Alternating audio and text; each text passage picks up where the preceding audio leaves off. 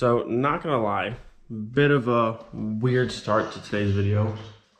Where's he at? It's currently 4 o'clock in the morning. I don't even know we're still up. Where's he at? He's fine, he's fine. He just ran across like 2 blocks. There's a cat in the house. This was the easiest, like, possible stray cat. We don't even know whose cat this is. It's literally 20 degrees out. He was like, I will run inside anywhere. Yeah, it's 20 degrees outside. It's freezing. There's a window out this side, and I look out the window. Again, it's 4 o'clock in the morning, but I see the cat, and he's like a block up the road. So I kind of like called the cat. I was like, open up the window, ran straight to the side of the house. I opened up the back door, and literally just walked in the house, and I was upstairs. Like, walked in the house, ran this way, up the stairs, and now he's having a nice meal at 4 o'clock in the morning. Honestly, we've had a lot of cats, but orange cats are always so sweet. We have one back home. We call him Tom. He's the sweetest cat ever, and this cat's just chill. So again, I don't know whose cat this is. There's no collar on him. So if this is your cat, I'm sorry, but for the night, gonna hang out here because it's cold outside. The next few weeks to months, nothing crazy. Hey there. Straight chilling. We still have leftover cat food from before, but super nice cat. Yeah. 4 o'clock in the morning. I don't even know why we're still up. You were playing clarinet. I was like, where's she at? Let me be. Yeah, we got a cat now, at least for the time being. I said it's freezing outside, so if we can give one little cat at home for the night, he can chill in here. For the night. I don't think we have any more cat litter boxes. Do we hit soft one or no? Oh, I totally forgot. He might have to go to the bathroom. Don't destroy the house, please. Update you guys in the morning on how this goes. Could be a giant disaster in the house. We actually might have litter in the. Do we? In the. Oh, that'd be perfect. Downstairs. Just in case. I can't believe he really ran from like a block up the road, and now he's in our bedroom. Well. Do you think he'll lay in bed and lay with me? I hope not. Are you a cuddler? You look like one. I love animals, but I'm also allergic to cats. Most cats, so we'll see how tonight goes. Honestly, this is the most chill cat.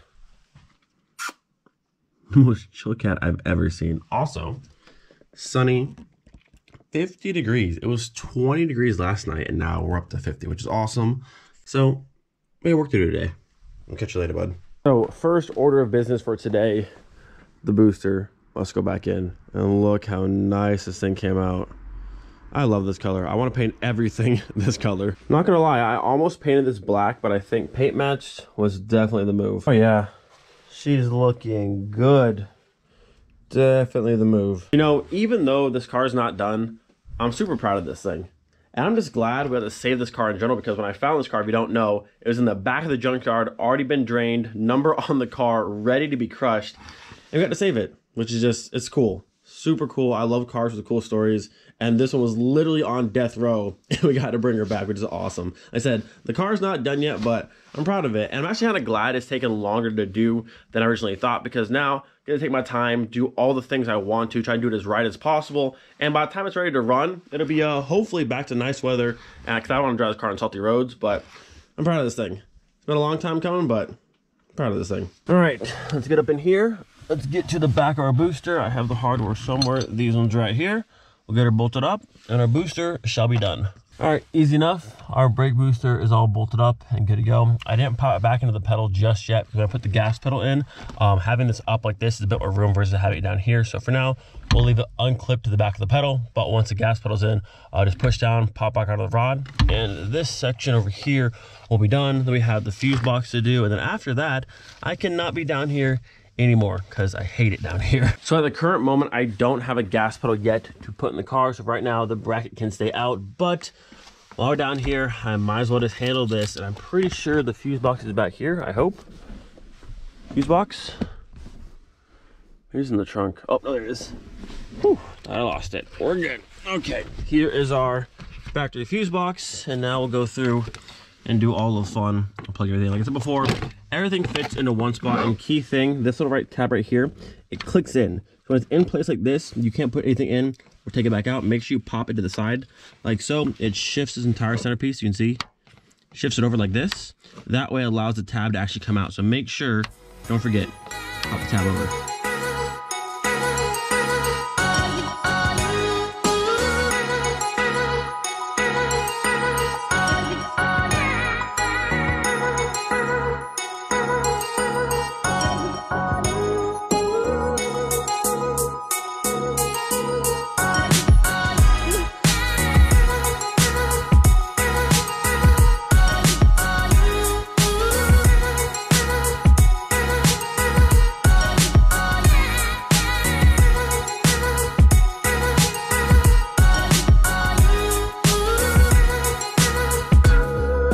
right, so for the most part, our fuse box is completely in. You can see all that stuff up there. Now, do keep in mind when you're doing an engine swap, this is a Mark IV engine into a Mark III platform. Some of the stuff you used to have, and this car is also automatic, so some of the plugins you used to have might not be there anymore. It's okay. Just make sure if you have plugins coming from, if you look over here, that top loom coming through, that's all from the new harness. So you want to make sure things from that plug into things that come from your like main body harness here. So like at this point, all I have left is like these little stragglers that go up to the top of here, which best thing you can do, keep photos. I have so many photos going through, making sure I can see where everything went to. So these are just the last pieces to go, and I actually just saw this one. You can see this one here goes up into this main loom from the body of the car. But over here, I have this one that's by itself coming from the new harness. So I know this one is gonna go to this one. A little rerouting, put it in the back, and it's good to go. For the most part, everything has a home, and everything's like tabbed and only fits into one spot. Be careful on the fuse box. You can fit some plugs into other ones. Like if you're not looking at the back side, you might need, say, like an 8-row, and you put a 6-row. It'll click in, but obviously it's not the right one. So just make sure you have the right set of rows to fit the entire spot. But yeah, fuse box is just about done. Like I said, I only have a handful left to do, and then she's done. All right, so it is currently a new day. Had to run some errands yesterday, but we're back now. Got to finish up a few wires here and there for the fuse box, and then that's all done. And then I ordered the new gas pedal for the drive-by-wire, and then I ordered the new power steering lines for here because these are crusty and have to be replaced. But for the most part, we're just about ready to put the engine in the car, which is exciting. Got to get the engine off the stand pretty soon, put the trans on, the rear main seal, the clutch, that kind of stuff. But like I said, for the most part, we're pretty close to dropping that into here and go for that first startup. Speaking of the engine, looking at this pipe here, like I said, if we cut right here, pretty much like this, an S pipe, kind of like this, you can kind of see, like you can see how close this is to there.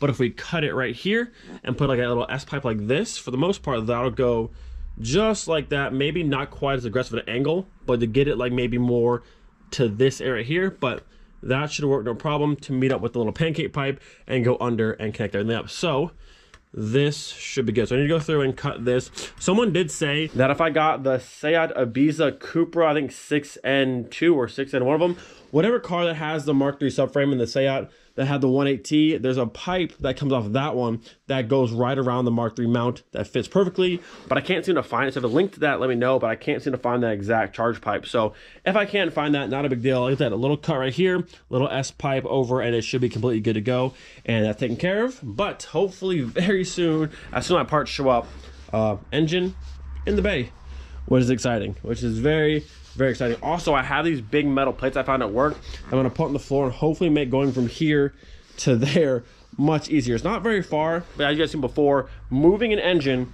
on this cobblestone is a nightmare. It's been done many times. It's not fun, but hopefully with the metal sheets, it's much easier to go from there to there.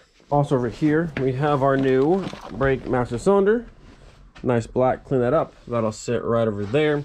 And unfortunately, I haven't been able to find a new brake reservoir just yet. This is not in terrible shape, but I would like to have a new one, like how the coolant ball is nice and clear. I haven't been able to find one. I checked Volkswagen Classic Parts. They didn't have it in stock or at all. I found one company in the UK that has this, but they wanted like 75 pounds for it, which is way too much money for a reservoir. So I might just pop this one on and swap it over and call it a day. I wanted a nice new one, but this one's not in terrible shape, so it won't be the end of the world. All right, just like that, our fuse box is all wired up. Everything has a home. Well, almost everything. There's a few that are empty, which was empty before, even before the swap. So you'll have a handful that don't have any homes. I said make sure you go through, take pictures ahead of time so you know what had a home previously, what doesn't. And with the swap, there'll be some that don't go anywhere, which is okay. There'll be some new stuff, which is, again, okay. But everything's plugged in, good to go. I'm about to push it back up. Make sure the little locking tab over here, you push it back down. That way it holds all your clips in place so that when you're putting the fuse hooks back up in place, there's no risk of any of these popping out. Because if this isn't locked, you can have one of these just pop out of place and then your car doesn't run for some reason because one's not plugged in right. So make sure this is locked. All these can't come out and you're all set. Dang, look at that. We got ourselves a clean floor once again. Fuse box up, tucked away, and good to go. Make sure no wires are stuck inside of here. Over there, they can get pinched, because if you remember in Miley, I had a wire get pinched on this side, almost burned my car to the ground. So be mindful, make sure there's nothing stuck over here, nothing over there, nothing's pinched, there's no exposed wires, because you don't want to burn your car to the ground, because that is no fun. But fuse box is up out of the way, floor is clean like that. All we have to do left is our gas pedal. Already ran the wire, so that's ready to go. That'll go in hopefully very soon, but clutch pedal's in, boosters in, just in the gas pedal. But look at this thing. Not bad. And then aside from the gas pedal we still need, got to go through and put the O2J shifter box in. But aside from that, very, very small stuff, and then the interior is done. So now I want to go through and take this side of our engine harness, get it all routed and out of the way. And then after that, we can take the rest of our harness that has the cold packs, injectors, and that kind of stuff. Probably go through, wipe it down a little bit greasy. But then after that, that can go onto here and just keep moving right along. As you can see, starting to take shape nicely. I had to pull some of the wiring back up under the dash. I had pushed it through too far. But now everything fits nicely. You can see these little pieces that Matt adds. Nice little grommet pieces that sit in the rain tray, so that goes there. This one, you can see right there, will sit in this side, which has the big side of the ECU. Over here we have like the MAF sensor, the coolant reservoir, and the brake reservoir. And then up here you have like your wiper arms and that kind of stuff. And then the big one down here, you have like your headlight harness connection, you have your battery terminals, which all of this will sit over here for the time being until the engine's in. But it's taking shape nicely. Also have the plastic loom that goes across the backs of the firewall, which all of this will sit in just like that, but it's gonna be looking nice. Again, shout out to Matt, super nicely done harness. Everything fits like it should, just great quality work. So again, shout out Matt. I gotta say it again, thank you Matt, thank you Eurocraft. This harness is so nice. Everything's ran, everything fits exactly how it should. All the lengths are proper. We got O2 sensors over here, ready to go down. We have our fender lights going through the hole down there, but everything's just ran so nice. Fits exactly where it should. A little ground strap right here, but such a nice harness. All this will just sit right here for right now. You can see they're tucked away until the pieces go back in, but such a nice harness. Everything fits so well. Very well done. And I love this OEM piece right here that goes across the back of the firewall just to keep all the loom through here. You can't see it tucked away. It looks OEM. Super, super nice. Again, Matt, thank you. Love the harness. Honestly, it's crazy to think that in about a week or so, there'll be an engine back in this car for the first time in just about a year, which is sick. I cannot wait. Went ahead and tossed in our new coolant reservoir, and I had the black cap on, but had to swap for the blue one because, again, the blue matches this blue, which is kind of funny. That's almost a direct color match, which is wild, but usually I'm not a big fan of like color in the engine bay, but on this car, the whole like 90s theme, the blue matching that, it just fits perfectly. All right, so actually I decided I'm gonna go ahead and skip this harness for tonight. I'm gonna work on the engine bay some more, get the old mounts out, pull that one out, pull that one out, get these pulled out of here, and maybe toss in the brake master cylinder. I have to find some new hardware though, because this original hardware is super crusty and we cannot do that. I think I have some new stuff similar to like this somewhere. I have to find it, but probably have this tossed in tonight and get the engine bay looking pretty nice by the end of tonight. All right, these mount bolts looking pretty crusty. Can we blast them free? First try, let's see. That's a big negative. All right, here we go, tip two. There it is.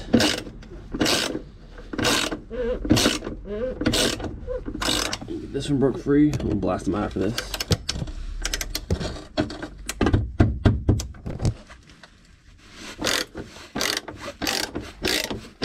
There we go. All right, now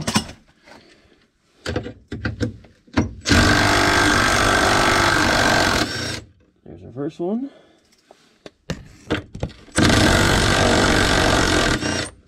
Voila. There's that.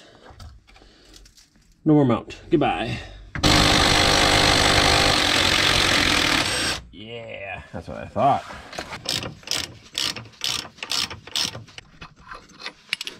All right, mount number two, gone. Now, I will say, even though this car had like super low miles on it, you can see there's a lot of crusty spots on the subframe. I'm gonna go through the wire wheel and get all this taken off there, paint it, and make it look nice and taken care of, so that'll all get addressed. But next up, we're gonna pull these power steering lines off, because you look down here, crusty, crusty. Now the front one here, really not in bad shape, but I'm gonna replace it anyways. The back one, you see all this, all that stuff? That is a power steering line leak waiting to happen, and I know from experience, and it sucks. So both of these gotta go.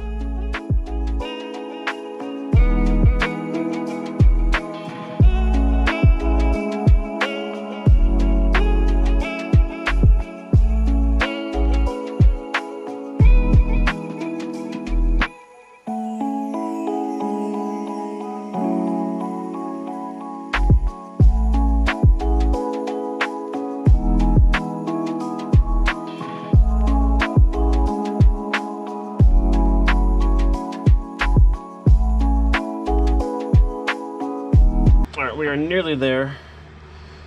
The rear power steering line is just about off. It kind of sucks to try and get the rear one off on the front side. Normally I'm under the car, but I wasn't feeling the whole under the car situation right now, so I went for the front. It still can be done. It's not super fun, but it's doable. Is that it? We're close. We're close. Yes. There she is. Look at that. That was like a handful of times before I drove the car that we would have split a hole somewhere in there. Whew. Yeah.